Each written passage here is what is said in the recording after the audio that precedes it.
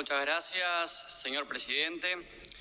Estamos aquí ante las puertas de un nuevo golpe al campo popular que se explica y deriva de otra derrota de los intereses y derechos de los de abajo, la del año pasado, de los cuales soy corresponsable. Con esta amargura convivimos, pero también con la esperanza de que en democracia no hay veredicto permanente y final, y que el pueblo uruguayo, a su ritmo y a su manera, laudará las injusticias que se establecen y reafirman en este conjunto de leyes empacadas como una unidad. Esta locomotora, sin duda, que no cayó lejos del árbol.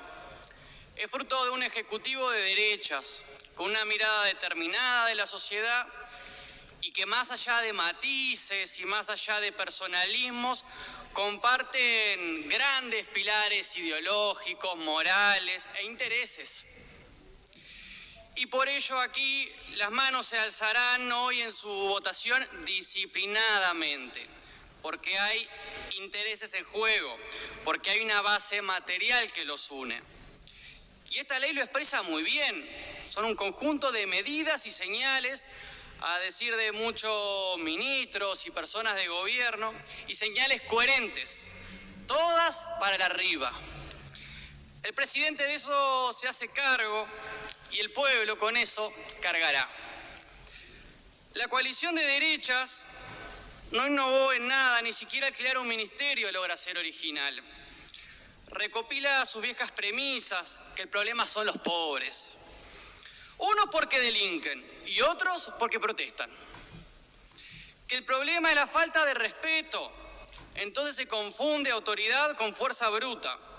Y por la vía de ampliar sus potestades se da un paso hacia un Estado militar y policial. Que el problema es que la sacan gratis.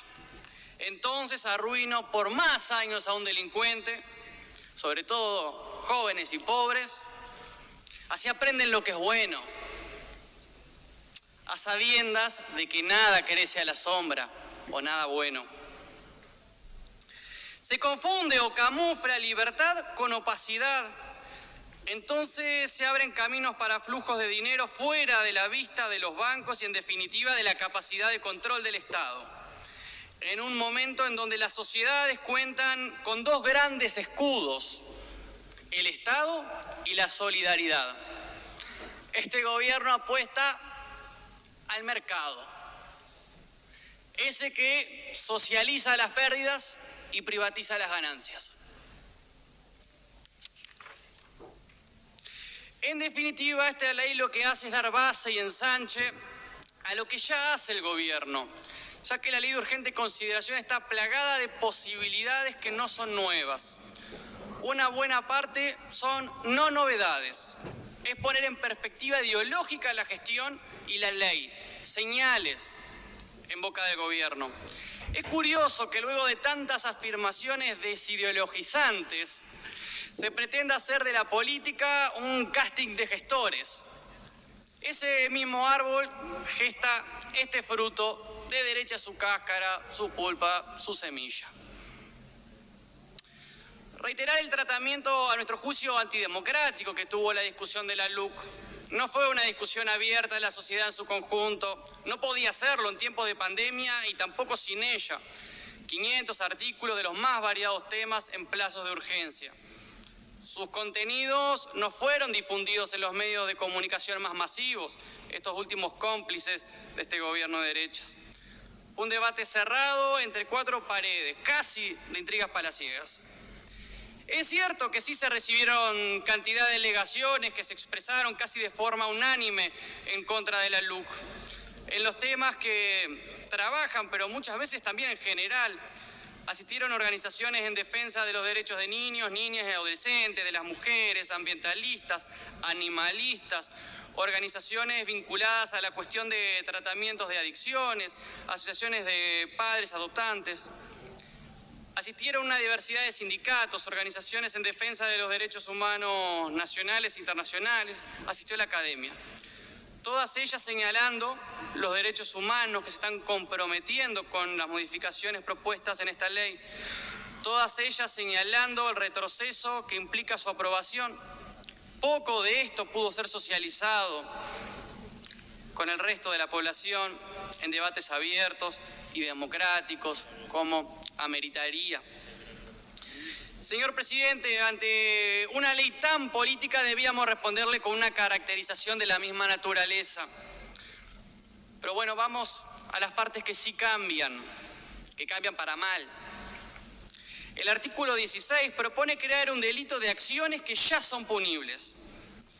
Y dentro de sus especificidades está la posibilidad de imponer una multa a responsables de niños y niñas que protagonicen un hecho violento en un centro educativo. También incluye algo semejante en el caso de centros de salud y de transporte. ¡Una multa! Se rompieron la cabeza pensando. Una multa a la gente que no puede pagarla claramente. Cuando una familia con dinero se enoja con la institución de educación privada, ha pasado, y ha sido bastante mediático, en perjuicio de los gurises, y no puede salir del enojo con el diálogo, resuelve un conflicto llamando a un abogado. Cuando una familia sin dinero se enoja con una institución pública y no puede salir del enojo dialogando, arma bardo y puede derivar en violencia. Quería decir esto para reconocer que esto no es inocuo, es para intimidar y apretar al abajo. Además, la multa no se regula por la capacidad de pago del destinatario. O sea, que a alguno le puede hacer cosquillas y a algún otro lo puede arruinar. Pero además, si se aplicara esta multa, y esto nos parece también medular, tanto en el caso de la institución educativa como de la salud, sería pésimo para la convivencia en los territorios. Es una salida fácil, ejemplarizante, que podría tomar una dirección escolar, pero al aplicarla sería como la zanja con agua y cocodrilo de los castillos. No queremos eso para los centros educativos ni de salud en los territorios. A los hechos violentos, los sistemas educativos de los territorios deben salir juntos a la calle, mostrando otras formas de resolver conflictos, otras formas de relacionarse. Hacer, por ejemplo, asambleas con familias, con niños, niñas, adolescentes, que apuesten a mostrar otra forma, que no sean violentas. Porque una mulga de 100 palos a una familia arruinada, pucha si será también violencia. Además de injusto desde una perspectiva de clase, este artículo de aplicarse pone más tensión. Además, da malas respuestas a situaciones poco frecuentes. También queremos destacar esto. Esto no es urgente porque no es frecuente. Señor presidente, también nos preguntamos ¿a qué le teme el gobierno? Hay dos artículos referidos a la protesta que junto con dos referidos a las potestades de la policía, bueno, nos generan esa pregunta. El 4, resistencia al arresto. El 11, agravio a la autoridad policial. El 45, literal F, uso de la fuerza para disolver manifestaciones. El 468, que antes era 467, preservación del derecho a la circulación o disolución del piquete. Y por último, el 392, que entra a esta Cámara con ese número, pero también es conocido como el 388, reglamentación del derecho de huelga. Vistos en su conjunto, hacen pensar, pareciera, que el gobierno le teme al pueblo movilizado. Antes de ir a los artículos, déjenme decir que nuestro pueblo es gestador de derechos, de libertades, de igualdades, de diversidad. No tenga ningún temor, a no ser que vayan contra estas conquistas tan trabajosamente gestadas. El artículo 392 pretende reglamentar la huelga, garantizándola mientras ésta sea pacífica. ¿Quién determina si es pacífica? ¿La patronal? Otra vez haciendo foco en temas en donde no había problemas, ya que como dijo el PIT-CNT y nadie desmintió, las huelgas con ocupaciones son muy pocas en nuestro país, ya lo dijo el miembro informante. generalmente son de una jornada y fundamentalmente son justas y responsables. Intente contar 5 en los últimos 10 años que no lo hayan sido. No van a llegar, ¿eh? Pero sí sale fácil 5 conflictos a causa de incumplimiento del empleador. Huelga pacífica. Hemos insistido mucho para aclarar la combinación de estos dos términos en la comisión. Nadie le echó luz. Solo se nos invitó a la ingenuidad. En cuanto a filosofía del derecho, lo dejamos para la discusión específica. Pero este artículo se combina peligrosamente con el que pretende regular el derecho al piquete como forma de protesta. ¿Qué le va a quedar como herramienta de lucha al trabajador o la trabajadora al cual no se le pagaron sus saberes? ¿Poner un gaseo en el patio de su casa? Un conflicto laboral tiene componentes conflictivos intrínsecos, nace de un conflicto de intereses contrapuestos, es tenso en sí mismo. ¿Qué ocupación sería suficientemente armoniosa que sí se podría hacer? El piquete es un instrumento en momentos en donde cierta población no se siente escuchada. Nadie utiliza como forma de protesta, como primer paso, hacer un piquete. Es un último paso desesperado. ¿Por qué quitarle a ese colectivo su último intento de ser escuchados? Ante ambos escenarios, ocupación y piquete, se estaría involucrando a la policía, ya que no se responde quién disolvería eventualmente un piquete o una ocupación. Pero a esto se agrega que al irse al ser llamado o afectar el honor de un policía, se vuelve un delito. Me resulta muy fácil imaginarme un sinfín de escenarios en donde personas con causas nobles, de esas que le hacen bien al país, resultarían expuestas a tener conflictos con la ley por situaciones que hoy no lo están, afortunadamente. ¿En cuántas discusiones se podría estar afectando el honor de un policía simplemente por hablarle igual que como él lo hace? ¿En cuántas situaciones tensas, como el disolver un piquete u ocupación, esto podría suceder y terminar con decenas de personas al margen de la ley por este paquete nefasto de medidas que hoy se están votando? Este es uno de los nudos más preocupantes de la LUC. Esto implica una violación a tratado que hemos firmado, no como Frente Amplio, como país, incluso antes de la llegada del Frente Amplio al gobierno, al derecho a protesta y al sentido común.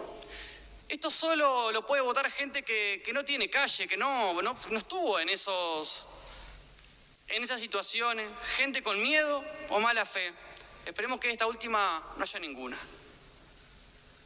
Señor presidente, en este mundo que nos toca vivir, las soluciones son tal cuando incluyen miradas y respuestas integrales.